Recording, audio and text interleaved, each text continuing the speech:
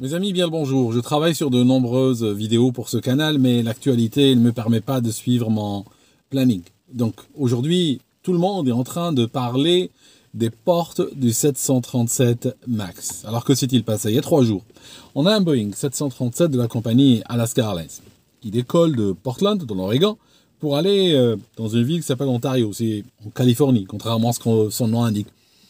Et puis, peu de temps après le décollage, alors qu'il est au niveau 160, il y a un gros boom, et puis il y a une porte qui s'arrache en plein vol.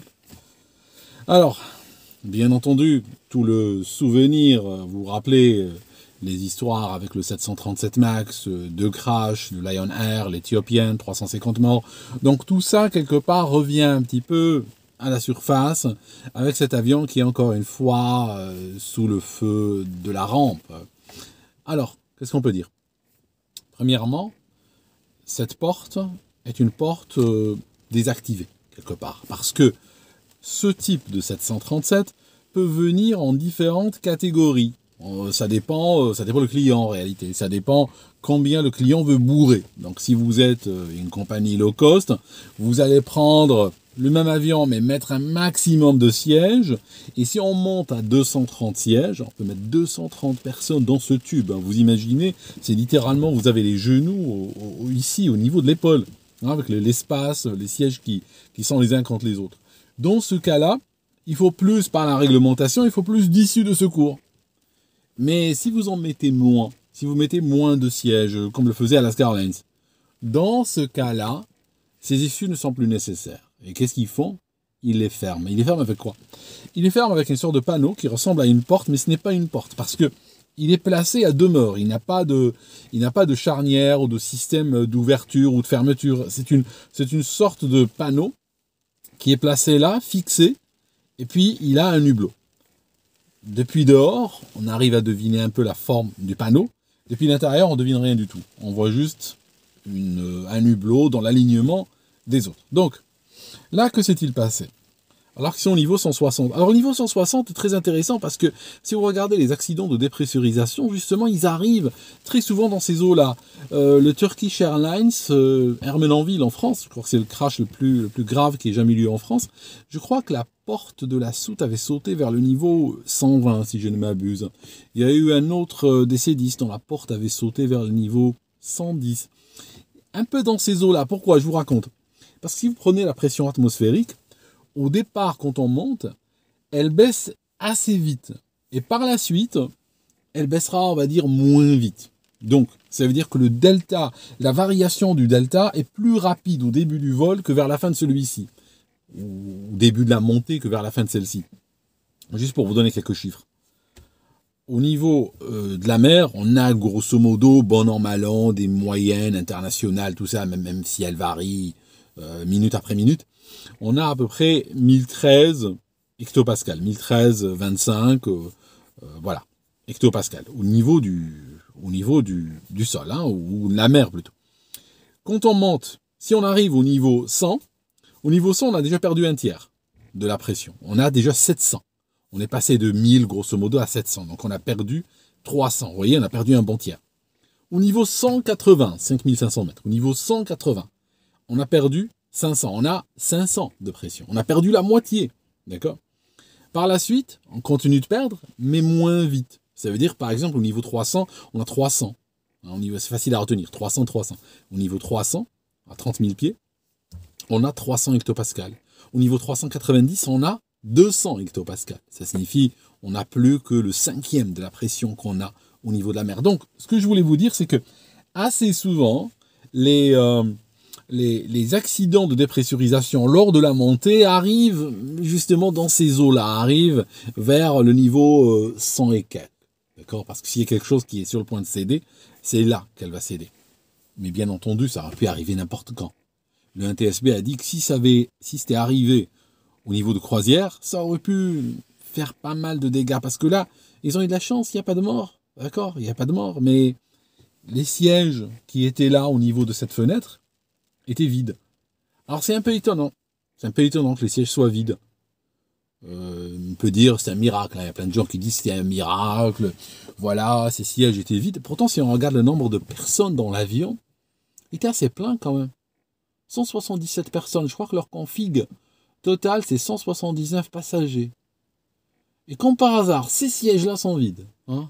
C'est soit un miracle, soit que, par exemple, ces sièges-là, vu qu'ils étaient à côté de ce panneau, il y avait probablement des formes de fuite ou de bruit ou quelque chose qui avait fait que les gens ne voulaient pas s'asseoir à cet endroit. D'accord ? Il y a peut-être autre chose qui a fait que les gens n'étaient pas assis là. Au-delà du miracle, bien entendu. Alors, on continue. Cette porte, elle est fixée comment ? Elle est fixée en réalité, si vous regardez, je vais peut-être essayer de faire un petit dessin, n'est-ce pas ? Donc je vais prendre mon carnet, d'accord ? Et je vous fais un petit dessin pour que on soit d'accord. Alors si vous regardez la porte en question, alors on a une sorte de lumière dans la cabine, n'est-ce pas ? Comme ceci. D'accord ? Ça c'est l'avion, d'accord ? Ça c'est l'avion. Ok, vous avez des hublots ici, si vous le souhaitez, hein, on le voit depuis dehors, d'accord ? Donc là, qu'est-ce qu'on a ? On a ici des systèmes qui vont servir de support aux panneaux qu'on va rapporter. Donc ce qu'on va voir, si vous regardez bien les photos qui ont circulé, il y a 12 systèmes de support. Il y en a 6 de chaque côté. Donc vous en avez un ici tout en bas, d'accord ? Un autre ici. Je ne sais pas si vous arrivez à voir avec la lumière, d'accord ? Donc, vous en avez là. Vous en avez 2 autres ici, assez proches l'un de l'autre, d'accord ? Après, vous en avez 2 autres encore. Et vous en avez un là, d'accord ? Et la même chose, bien sûr, de l'autre côté, je ne le dessine pas, d'accord ? Ça, c'est des supports sur lesquels vient se poser la porte. Alors, la porte, comment elle va faire ? Attendez. La porte, elle va faire ceci. Elle va avoir ses fixations, parlant des fixations de la porte peut-être, pour qu'on voit clairement ce qui aurait pu se passer. Elle a été retrouvée, la porte, par ailleurs. Elle a été retrouvée dans le jardin de quelqu'un. Donc ils ont trouvé la porte, ils ont trouvé aussi des téléphones portables qui ont été arrachés aussi par le souffle, parce qu'il y a une dépressurisation.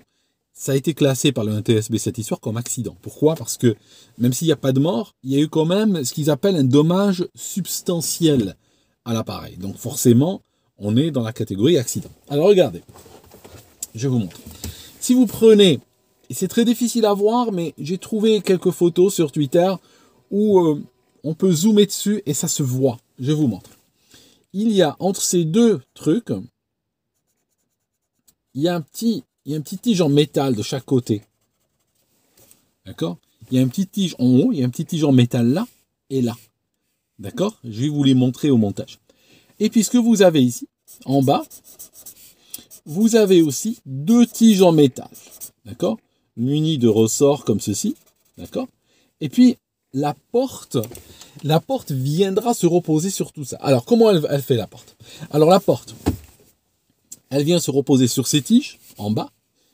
Elle est poussée vers l'intérieur. En fait, elle va vers l'intérieur tout en descendant. De sorte que elle a elle-même aussi, elle a des tiges comme ça qui sont congruentes avec celles qu'il y a sur la cellule. Donc ça va faire ceci, regardez. Ça va faire ceci. Donc, vous êtes dehors de l'avion. D'accord ? Ce que vous voyez, c'est l'intérieur de l'avion.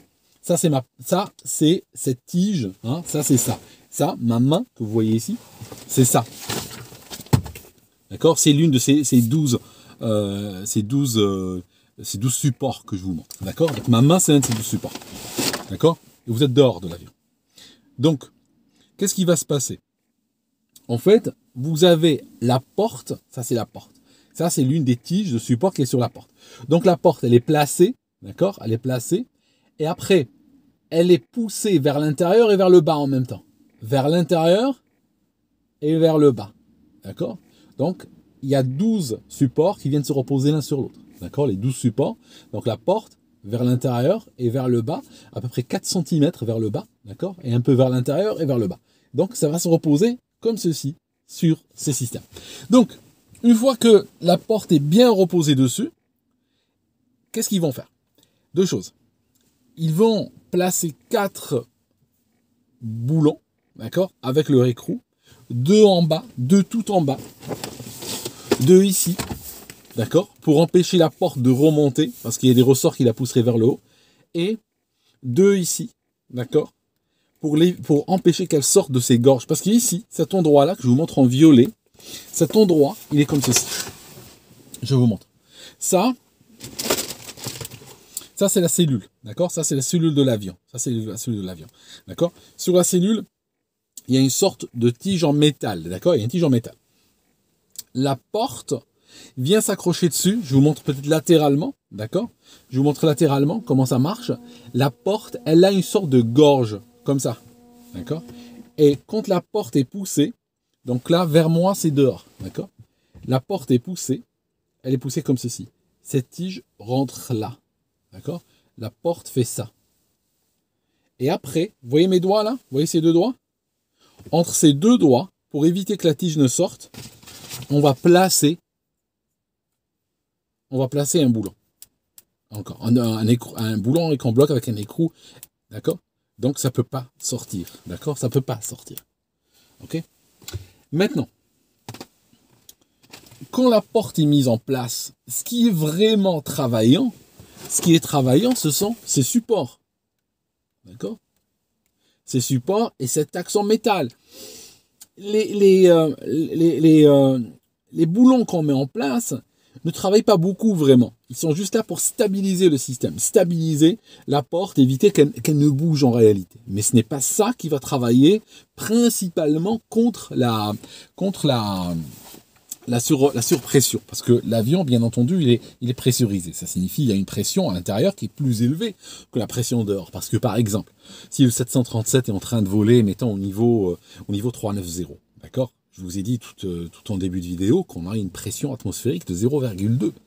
0,2, on ne peut pas vivre parce que ça donne une pression partielle d'oxygène trop basse, on ne peut pas respirer. Donc, que se passe-t-il? Il y a une pressurisation de l'avion qui fait que l'avion ne reste pas vraiment au niveau du sol en réalité. Il n'est pas pressurisé jusqu'à ce niveau, mais il est pressurisé à quelques milliers de pieds qui permet justement d'avoir un air respirable. Mais on est déjà en altitude à l'intérieur d'un avion, d'accord? Donc, la porte, à un moment donné, va sauter. Quand on regarde les images, tous les supports sont là. Les supports sont là. Ils ne sont pas cassés. Ça veut dire que le dimensionnement des supports n'est pas le problème.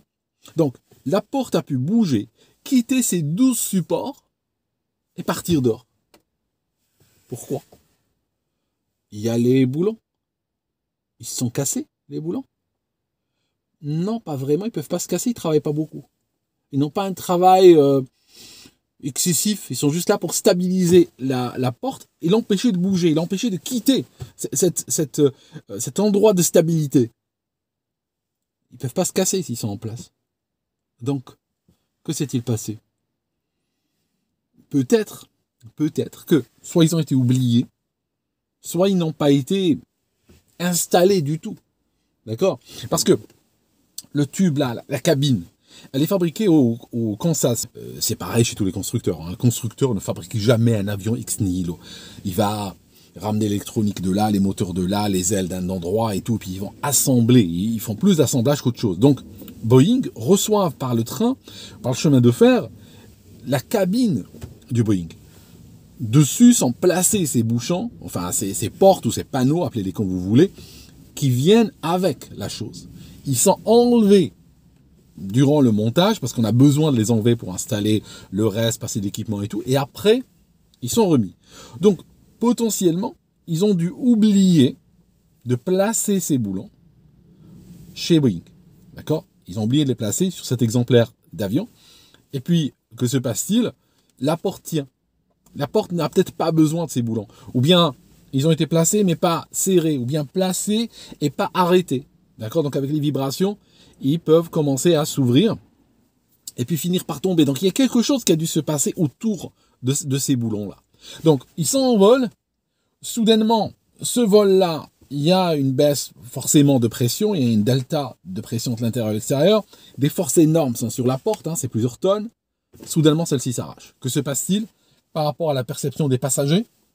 Il y a une dépressurisation brutale, les masques tombent, que je peux vous montrer, c'est la grosse panique, c'est la grosse panique. Attendez, il veut pas, attendez, je vais l'ouvrir, je vais vous montrer ne veut pas s'ouvrir. Il faudrait peut-être que j'ouvre la porte ou la fenêtre pour dépressuriser cette bagnole. Hein. Attendez. Il y a normalement un petit truc là. Ah, mais c'est pas possible. Hein. Tu vois, ces trucs. Alors, attends. C'est pas possible. Hein. Ça va pas s'ouvrir. Ah, c'est vraiment, vraiment coincé. Il faudrait peut-être que j'envoie un peu de courant électrique dans le système. Attends. Ok, donc là, les conditions du direct, hein, comme on dit à la télé. Donc il va falloir que je trouve une pile. Est-ce que j'ai une pile ou un truc comme ça? Je sais même pas combien de volts ça bouffe ce truc. Du 400 volts. Ah non, c'est 415 volts, 400 Hz. Ah non, j'aurais jamais ça dans la bagnole parce que je pourrais utiliser l'allume-cigare, mais il me donnerait du 12 volts et en tout cas pas du 115. Alors, je voulais vous montrer, n'est-ce pas? Moi, je voulais vous montrer la chute du masque. Mais bon, je crois qu'on va faire 100. Hein. On va faire 100, mes amis. Et je crois qu'on va faire 100. Ouais, pas de chance, hein. C'est un truc de 747, en fait. C'est utilisé pour les formations, les démos et tout ça, mais bon. Enfin, c'est pas grave. Je vous montrerai une autre fois, d'accord? Je dis et je redis donc, que chez Boeing, ils ont probablement oublié d'installer les boulons où ils n'ont pas serré. Ça peut paraître surprenant, mais pas vraiment. Si vous regardez juste l'année dernière, en décembre, il y a une compagnie aérienne qui n'a pas été mentionnée dans les news, qui a découvert que sur l'un de ces 737 MAX, il y avait un boulon qui a été installé sur la gouverne de direction, et puis qu'il y a normalement il y avait une rondelle qui devait être dessous, elle était manquante. D'accord? Il y a un gros problème de qualité chez Boeing en ce moment-là. C'est-à-dire que Boeing, rappelez-vous ce que je vous avais raconté, la dernière histoire avec cette contrôleuse qui a été recrutée dans un contexte où Reagan avait viré 13 000 contrôleurs de la FAA, et puis que pendant 10 ans, ils ont eu des problèmes de recrutement, baisse de qualité, et tout. Rappelez-vous de ça. Eh bien, si on revient en 2020, le PDG de Boeing a viré 30 000 personnes de la compagnie. D'accord ? C'était la pire année de cette compagnie. Ils ont perdu 12 milliards de dollars. Il a viré 30 millions. Il a viré 30 000 personnes et il s'est klaxonné un bonus de 21 millions de dollars. D'accord? Juste pour vous dire un petit peu la situation de la compagnie. Donc, quand on regarde sur Glassdoor, on voit un petit peu ce que disent les gens qui travaillent pour Boeing. Qu'est-ce qu'on constate? On constate que les cadences sont infernales. Ils n'ont plus de balance entre leur vie de travail et leur vie familiale. Ils parlent de management incompétent. Ils parlent de beaucoup de militaires qui sont chez Boeing et puis qui sont complètement ineptes. D'accord? Ils parlent de systèmes IT, système informatique extrêmement ancien, qui date des années 90, qui n'a jamais été updaté. Ils passent leur temps à rentrer des données à droite, à gauche et tout ça, dans des systèmes complètement archaïques. Donc, c'est une compagnie qui a vraiment de gros problèmes en ce moment. Donc, forcément, quand ils virent du monde, et ça, les 30 000 de 2020, c'est juste l'une des charrettes, mais ils ont fait beaucoup de charrettes avant et après. Donc, que se passe-t-il? On a cette entreprise qui est vraiment en difficulté et aujourd'hui, ils ont du mal à assurer une bonne qualité. Parce que forcément, vu l'ambiance qui règne chez eux, nécessairement, on s'attend à ce genre de problématique. Donc voilà, et ça s'est manifesté régulièrement. Et ça, l'historique, si vous voulez revenir vraiment au cœur du problème, c'est quand ils ont racheté McDonnell Douglas en 1997.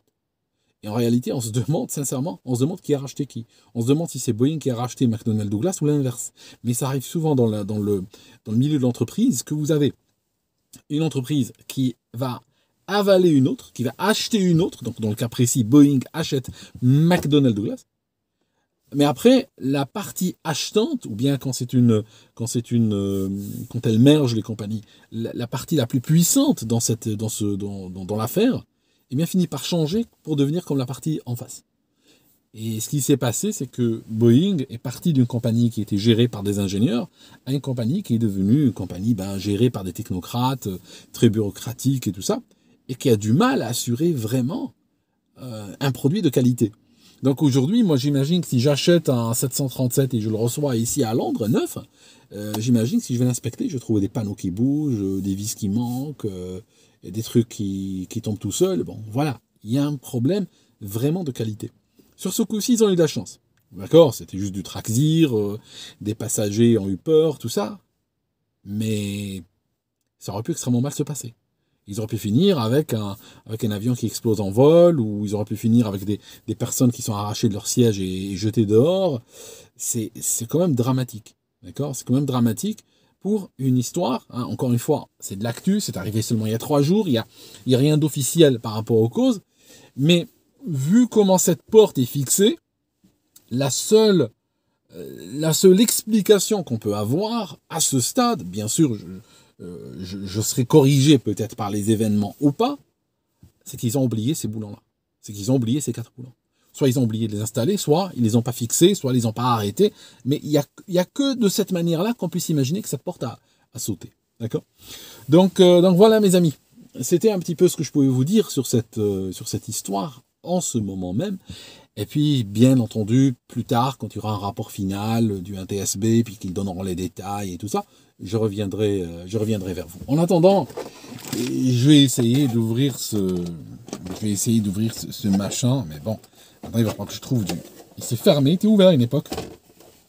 Il s'est fermé, et là il va falloir que je trouve du 115 volts, 400 Hz. Où est-ce que je vais trouver ça, moi? Je sais même pas si j'ai un truc à la maison. Non, il n'y a rien à la maison qui utilise ce genre de courant, c'est pas possible. D'accord. Bon, merci mes amis. On se voit dans une prochaine vidéo. À très bientôt.